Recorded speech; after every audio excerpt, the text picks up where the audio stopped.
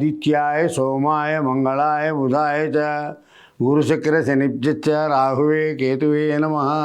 సింహరాశి మక 1, 2, 3, 4 పాదాలు, పుబ్బ 1, 2, 3, 4 పాదాలు, ఉత్తర 1వ పాదం. ఈ రాశి వారికి అప్రయత్న ప్రయాణాలు చేయవలసి వస్తాయి. కుటుంబంలో ఉన్న సభ్యులతో మంచిగా కాలక్షేపం చేస్తారు. అలంకరణ కోసం బాగా ఖర్చు పెడతారు. ధనధాన్య వృద్ధి కలుగుతుంది. అందరితోనూ మాట పట్టింపులు, గొడవలు, కలహాలు రాకుండా జాగ్రత్త పడండి. పని చేద్దామనే ఆలోచన నశించి చెడు భావాలు ఎక్కువగా వస్తూ ఉంటాయి. రాజకీయాల్లో మతపరమైన కార్యక్రమాల్లో కూడా ఎక్కువగా పాల్గొంటారు. మంత్రసిద్ధి కలుగుతుంది.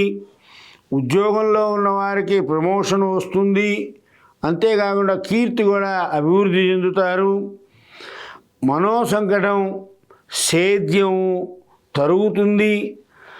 ఎప్పుడూ కూడా ఆర్థిక విషయంలో ఎంత వద్దనుకున్నా సరే ఖర్చులు పెరుగుతూ ఉంటాయి.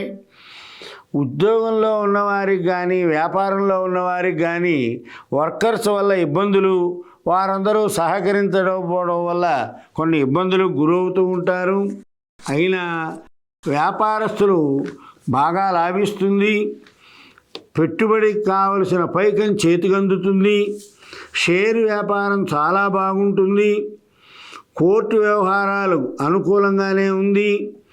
విదేశీ ప్రయాణం చేయాలి అంటే పనులన్నీ కూడా వాయిదా వేసుకుంటే మంచిది. ఫైనాన్స్ వ్యాపారాలకు మంచి లాభాలు వస్తాయి. విద్యార్థులకి జ్ఞాపక శక్తి తగ్గి చురుకుగా లేకుండా ఉంటారు, మందగోడిగా. ఈ రాశి స్త్రీలకు మంచి అవకాశం.